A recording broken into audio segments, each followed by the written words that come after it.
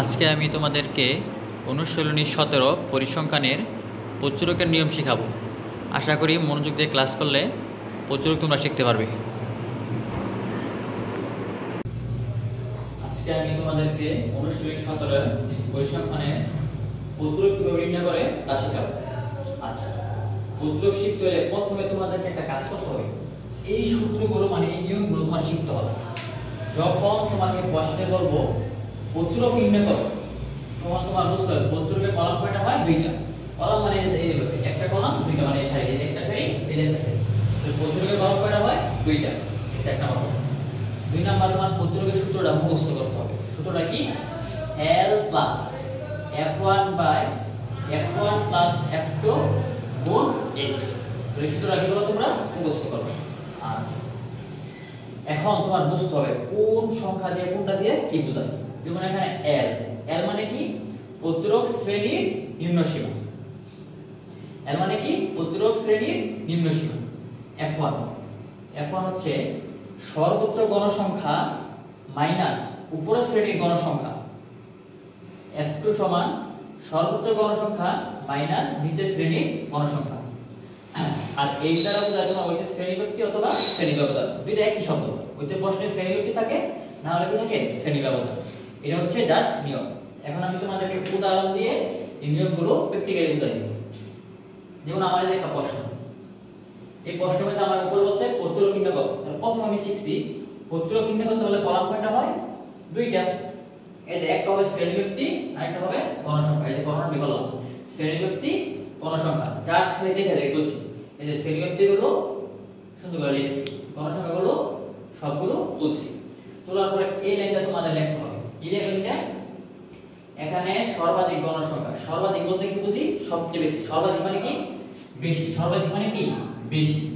তো সবচেয়ে বেশি কি লিখতে হবে? গণসংখ্যা। এই তো গণসংখ্যা গল টাকা। এখানে সবচেয়ে বেশি গণসংখ্যা কোনটা আছে? 24। সবচেয়ে বেশি গণসংখ্যা কত আছে? 24। তো প্রচুরক নির্ণয় করার সময় প্রথমে আমাদের খেয়াল রাখতে হবে সবচেয়ে বেশি গণসংখ্যা যেটা ওইটা লিখতে হবে। তাহলে এখানে সবচেয়ে বেশি গণসংখ্যা কত? 24। এজন্য আমি লিখছি সর্বাধিক গণসংখ্যা 24 আছে।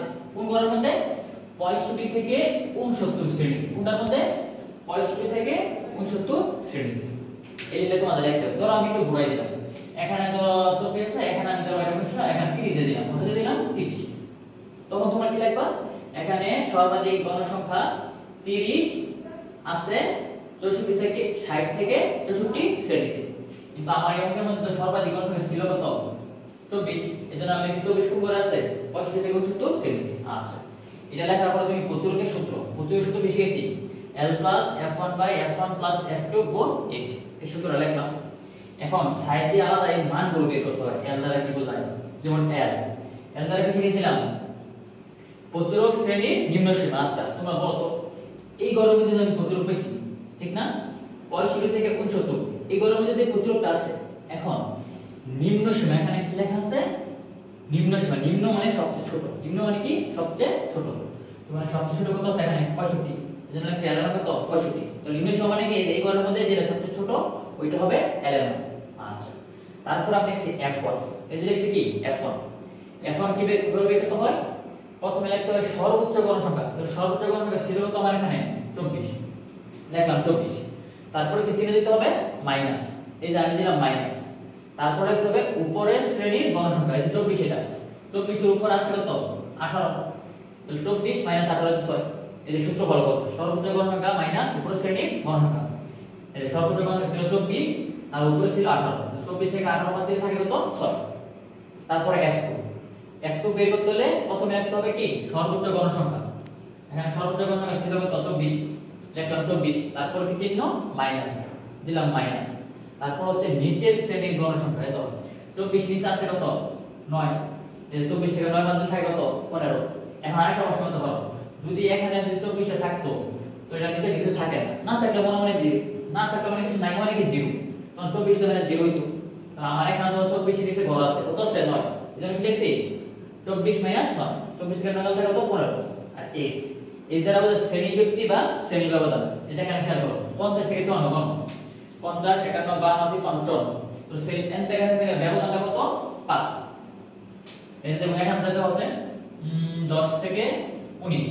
10 গণ 10 11 12 13 14 15 16 17 18 19 কত হয় 10 এর ব্যবধান কত 10 ঠিক আছে তাহলে এই 50 কে আমরা ব্যবধান কত 5 তারপরে l এর জায়গায় 65 এই যে l এর জায়গায় 65 বসাইলাম আমরা প্লাস এর প্লাস f1 f1 মান ছিল কত 6 এর f1 এর 6 আর আবার নিচে f1 আছে এই f1 এর কত 6 আর প্লাস এর প্লাস f2 মান কত ছিল 15 এই যে f2 এর দাম 15 আর গুণের গুণ h মানে সেই ব্যবধান ছিল কত 5 5 বসাইলাম তারপর 65 প্লাস এর প্লাস 6 এর 6 15 এর সাথে 6 যোগ করলে কত হয় 21 আর গুণ 5 এই কাজটা কিভাবে করব 65 লিখছি নি তারপর প্লাস এর প্লাস প্রথমে ক্যালকুলেটরে 6 তুলব মানে নিয়ম হচ্ছে আগে উপর যেটা তুলতে হবে উপর কত আছে 6 এই 6 লিখিয়া ভাগ চিহ্ন দিবেন যে ভাগ চিহ্ন না ভাগ 3 কত দিয়া 21 ভাগ দেওয়ার পরে যত রেজাল্ট হবে ওইটার সাথে গুণ হবে কত 5 আমি আবার একটু বলতেছি এখানে অনেক শিক্ষার্থীরা তোমরা ভুল করো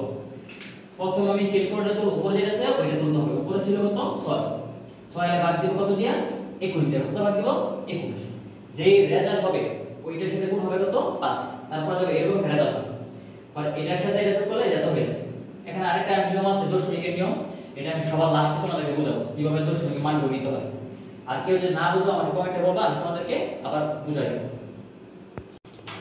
আজকে আমি তোমাদেরকে শেখাবো কিভাবে মধ্যক নির্ণয় করতে হয় ভিডিওটা সম্পূর্ণ দেখো তাহলে সহজেই তোমরা মধ্যক নির্ণয় করতে পারবে আজকে আমি তোমাদেরকে কিভাবে মধ্যক নির্ণয় করতে হয় তা শেখাবো তাহলে মধ্যক নির্ণয় করতে হলে প্রথমে আগে মধ্যকের নিয়মগুলো শিখো যখন তোমাকে প্রশ্নে বলবে মধ্যক নির্ণয় করো তখন মধ্যক বললে মধ্যকের কলাম হয় কয়টা তিনটা এর মুখস্থ করতে হবে যখন আমাদেরকে বলবে মধ্যক নির্ণয় করতে তখন মধ্যকের কলাম কয়টা হবে তিনটা আচ্ছা এখন বললাম মধ্যকের সূত্র আমার মুখস্থ করতে হবে মধ্যকের সূত্রটা কি l plus n/2 minus fc গুণ h/fm তাহলে এই সূত্রটা আমাদের মুখস্থ করতে হবে আচ্ছা এখন এই সূত্র কোন বিয়াতে কি বোঝায় এটা আমাদের একটু ব্যাখ্যা জানতে হবে l মানে কি মধ্যক শ্রেণীর নিম্ন সীমা fm মানে কি মধ্যক শ্রেণীর গণসংখ্যা fc মানে মধ্যক শ্রেণীর উপরের শ্রেণীর ক্রমযোজিত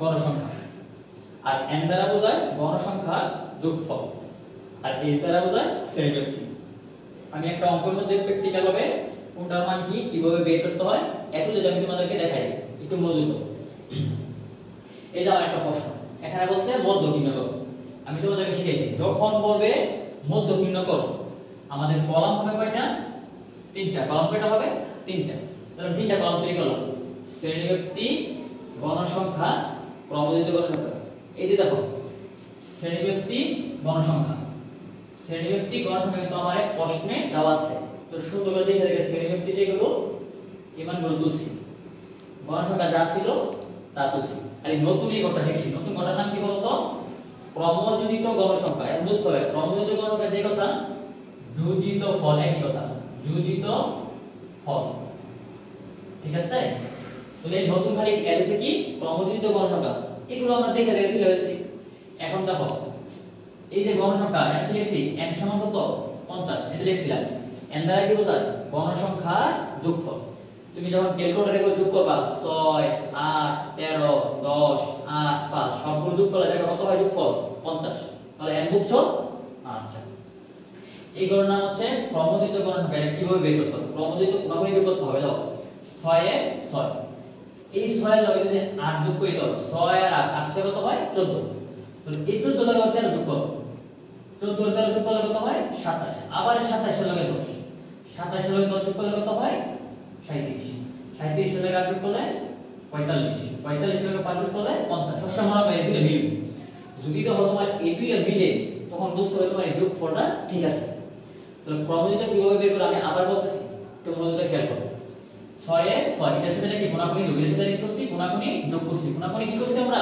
যোগ করছি তাহলে ক্রমযোজিত গণনা বুঝলাম আর কিভাবে বুঝবো আমার যোগটা ঠিক আছে যখন যোগ মিলে n এর যোগফল আর যোগফলটা মিলছে তখন বোঝা যাবে আমার অঙ্কটা ঠিক আছে আচ্ছা তারপরে এখানে n সমান 50 যে যোগফলটা পাইছো লিখবা n সমান কত 50 মধ্যক মানে মাঝামাঝি তাহলে যোগফলটা কত মাঝামাঝি করতে হলে কি দুই দ্বারা ভাগ করতে হবে ঠিক না এখন 10 টাকা আছে 10 টাকা যদি বলি দুই ভাগ করে দাও তাহলে দুই দ্বারা ভাগ দিতে হবে এই জন্য 50 এর ভাগ দিছি কত দিয়া 2 দিয়া তাহলে n এর মান কত 50 এর নিচে ছিল কত 2 এই যে 2 50 এর দুই দ্বারা ভাগ দিলে কত হয় 25 50 দিতে হবে কত হইছে 25।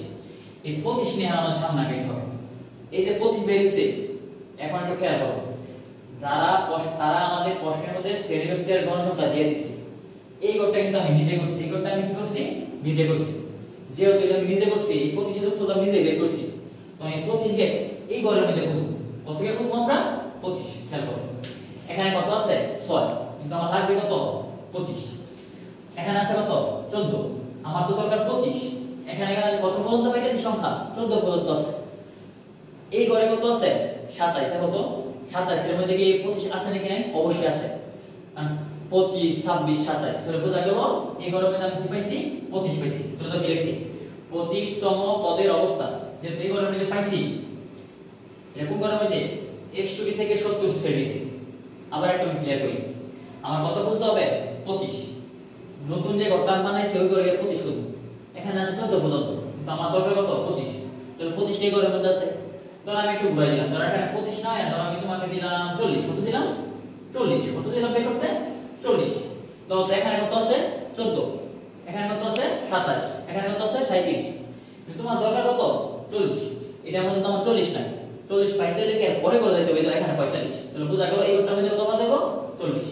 ধরো আবার যদি এটা ঘুরাই দিই, ধরো এটা তোমাকে আমি বললাম 48। কত বললাম 48। এই গড়ের মধ্যে কত আছে 45, কিন্তু তোমার লাগবে কত 48। তাহলে অবশ্যই এটা দিতে হবে।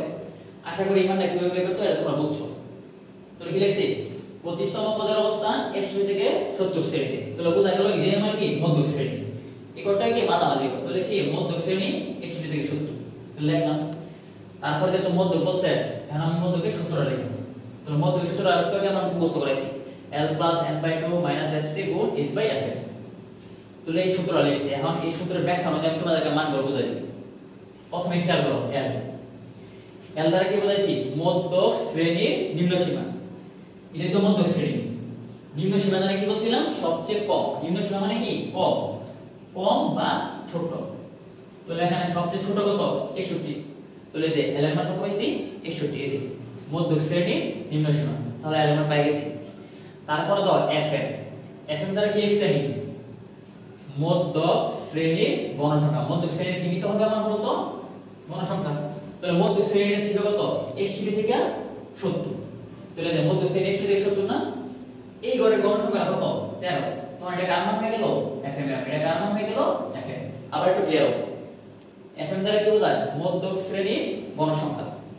তাহলে মধ্যক শ্রেণীর ছিল কত 61 থেকে 70। এই গড়ের মধ্যে গিয়া যে গণসংখ্যাটা পাবো ওইটাই হবে আমার কার মান fm এর মান। তাহলে 61 থেকে 70 এর মধ্যে গণসংখ্যা ছিল কত 13। তাহলে এই যে fm 13। তারপর তো f ছিল কি লিখছি মধ্যক শ্রেণীর উপরের শ্রেণীর ক্রমযোজিত গণসংখ্যা। আগে তুমি বলো মধ্যক শ্রেণী কোনটা 61 থেকে 70, এটা হচ্ছে মধ্যক শ্রেণী। তাহলে মধ্যক শ্রেণী মানে কি বলছে উপরের শ্রেণী। তাহলে মধ্যক শ্রেণী উপরের শ্রেণী এটা, মধ্যক শ্রেণী উপরের শ্রেণী কোনটা এটা, এটা কি বলছে তোমারে ক্রমযোজিত গণসংখ্যা। তাহলে মধ্যক শ্রেণীর উপরের শ্রেণীর ক্রমযোজিত গণসংখ্যা। তো এটা কার মান হচ্ছে আমার fc। ঠিক আছে, তাহলে দাও fc সমান লিখছি কত 14। আবার একটু ক্লিয়ার করি, মধ্যক শ্রেণী ছিল এটা, উপরের শ্রেণী ছিল আর এটা ক্রমযোজিত গণসংখ্যা কত 14। তাহলে fc হয়ে গেল। তারপরে আছে n, n মানে গণসংখ্যা যোগফল, যেটাকে বুঝাইলাম এই সবটির যোগফলের কি দ্বারা প্রকাশ করে n। তাহলে আর n/2, এই যে n/2 এর দাও কত ছিল, তো n/2 এর দাও কত ছিল 25, n/2 এর দাও কত ছিল 25। এই যে n/2 এর দাও কত 25। তারপরে h দ্বারা তো কি লিখছি শ্রেণী ব্যক্তি, কি বুঝাইছি শ্রেণী ব্যক্তি। এই যে 41 থেকে 50 ব্যবধান কোন 41 থেকে 50 গেলে কত হয় 10। তাহলে লিখছে কি শ্রেণী ব্যক্তি, এখানে কত পাইছি 10। এই যে মান বলে লিখছি পড়ো তো l এর জায়গা 61 প্লাস এর জায়গা প্লাস n/2, n/2 মান ছিল কত 25 মাইনাস এর মাইনাস fc, এর fc মান কত ছিল 14 আর ব্র্যাকেট ক্লোজ প্লাস গুণ s এর মান কত ছিল 10, fm এর মান 13। সবগুলোকে দেখে দেখে মানগুলো বসাইছি। এই দাও 61 প্লাস এর প্লাস, আগে ব্র্যাকেটে কাজ করে নিই। 25 থেকে যখন তুমি 14 বিয়োগ দিবা কত হয় 11, বিয়োগ করে করবা 25 - 14 সমান কত হবে 11। আর গুণ 10 আর 13, 10 আর 13 লিখছি নি। এখন দেখো এই জায়গায় দেখো তুমি বাইরের কাজটা করে নিবা। তুমি ক্যালকুলেটরে 10 আগে লিখবা, মানে নিয়ম হচ্ছে উপরে দিকে থাকে এটা আগে লিখতে হয়। উপর কত আছে 10, 10 এর ভাগ দিব কত দিয়া 13 দিয়ে। যে রেজাল্ট হবে ওই রেজাল্টের সাথে 11 গুণ করো। আবার একটু ক্লিয়ার হোক, ওইখানে গিয়ে তুমি অনেকে ভুল করো। প্রথমে 10 করব, 10 এর ভাগফল কত দিয়া 13 দিয়া, যে রেজাল্ট হবে ওই রেজাল্টের সাথে 11 কি করতে হবে, গুণ করতে হবে। গুণ করা যাবে রেজাল্টে, আমি এটা লগে কি করে দিলে রেজাল্ট শেষ। আশা করি তোমরা। আজকে আমরা শিখব কিভাবে সংক্ষিপ্ত পদ্ধতিতে গড় নির্ণয় করতে হয়। তোমরা মনোযোগ দিয়ে ভিডিওটা শিখো, ইনশাআল্লাহ তোমরা অনেক কিছু শিখতে পারবে এই ভিডিওর মাধ্যমে। আজকে আমরা শিখব কিভাবে সংক্ষিপ্ত পদ্ধতিতে গড় নির্ণয় করতে হয়। যখন তোমাদেরকে প্রশ্ন বলবে সংক্ষিপ্ত পদ্ধতিতে গড় নির্ণয় করো, গড়ের কলামটা হবে 5টা, মানে এখানে নিয়মগুলো লেখা আছে, তোমরা এখান থেকে নিয়মগুলো তুলে নেবে খাতার মধ্যে। আর সুতরাং মুখস্থ করবে a প্লাস সামেশন fi/n গুণ h। এখানে সব নিয়ম ডিটেইলসে বলা আছে। এখন আমি একটা অঙ্ক করাই, প্র্যাকটিক্যালি সবগুলো তোমাদের এখান থেকে বুঝাই দেব। মনোযোগ দাও, ভিডিওটা খেয়াল করো। এই দেখো প্রশ্ন বলছে সংক্ষিপ্ত পদ্ধতিতে গড় নির্ণয় করো।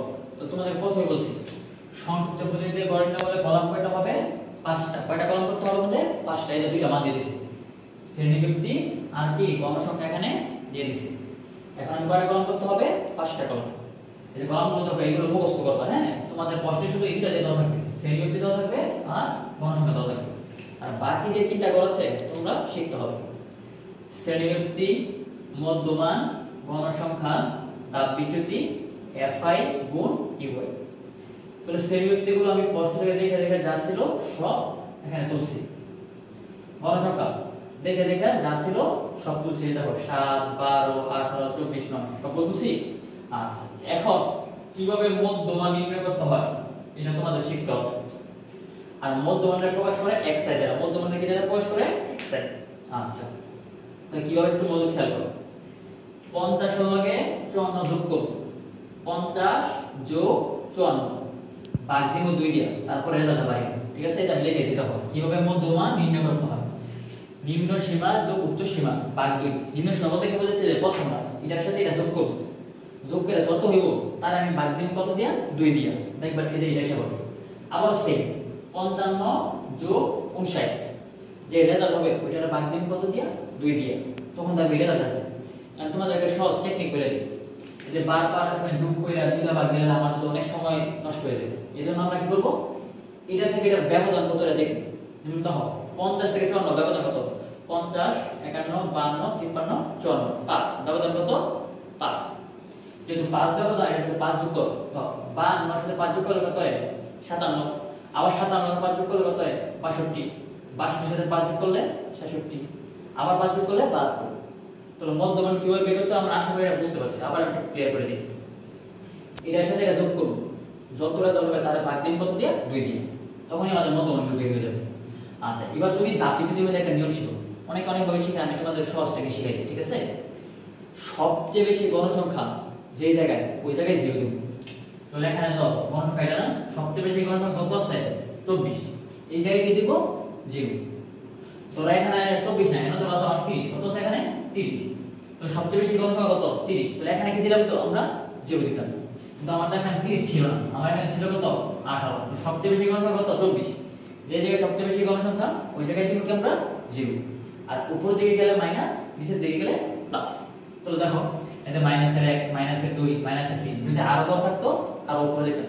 আর নিচের দিকে কি প্লাস, প্লাসের 1, যদি আরো ঘর থাকতো প্লাসের 2, প্লাসের 3, এভাবে আমরা এটা লিখে দিতে হবে। সর্বোচ্চ গণসংখ্যার জায়গায় 0 ধরবে। সর্বোচ্চ গণসংখ্যা এটা জায়গায় কি ধরছি, 0। আর 0 থেকে উপরের দিকে গেলে -1, -2, -3 এভাবে কি বাড়তে থাকবে। দেখো মাইনাসের 1, মাইনাসের 2, মাইনাসের 3 এভাবে চাইতে থাকতো, যদি আরো বড় থাকতো। আর দেখো 0 এর নিচের দিকে +1, +2, +3 এভাবে কি নিচে নামবে। দেখো প্লাসের 1, প্লাসের 2 এভাবে গেলাম। এখন তার মন নাই, এখানে প্লাস চিহ্ন কেন দিছি না, এমনি বোঝায় একটা চিহ্ন প্লাস, কোনো চিহ্ন না থাকলে বোঝায় এখানে কি চিহ্ন আছে, প্লাস। আশা করি এটা বুঝতে পারছো তার ভিতরে।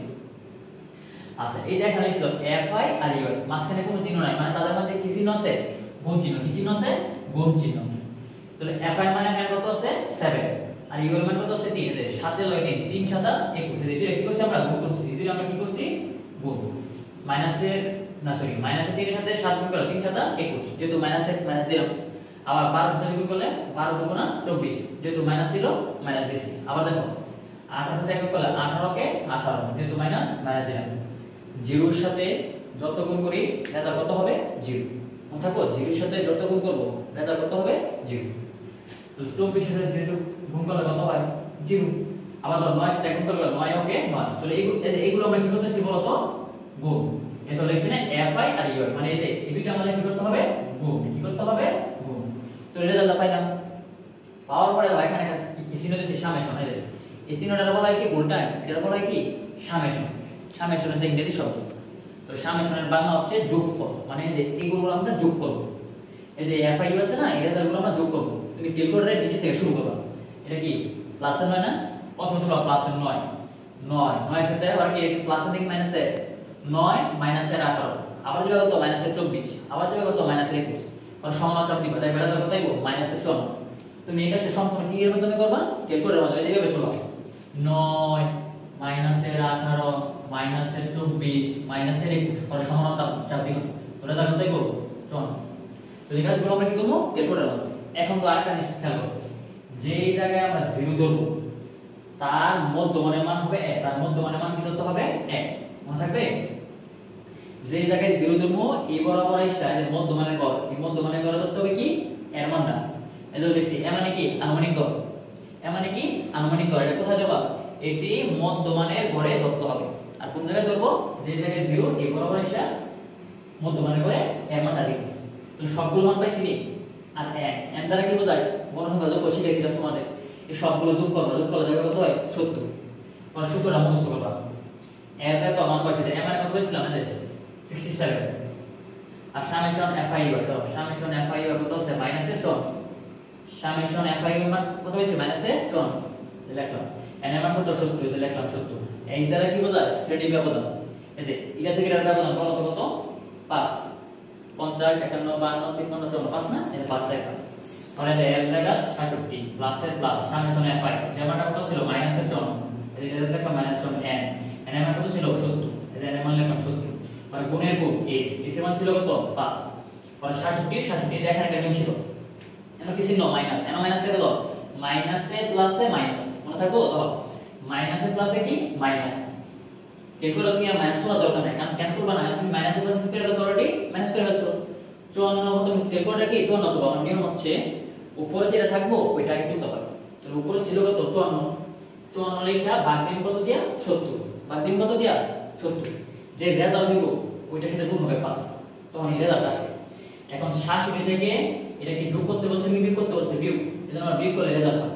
একটু খেয়াল করো, যদি এখানে মাইনাসের না বিয়োগ, তুমি কেন কি মাইনাস চিহ্ন দিতা, তখন এখানে প্লাস আসতো, আমাদের প্লাস হতো, ঠিক আছে নিয়মটা। যদি এখানে মাইনাস থাকে, মাইনাসে প্লাসে এখানে কি দেব বলো তো মাইনাস, তখন আমরা এটা বিয়োগ করব। আর যদি এখানে মাইনাস না থাকে তখন আমাদের প্লাস, যেহেতু প্লাস চিহ্ন আছে আমরা প্লাস চিহ্ন দিব, ঠিক আছে।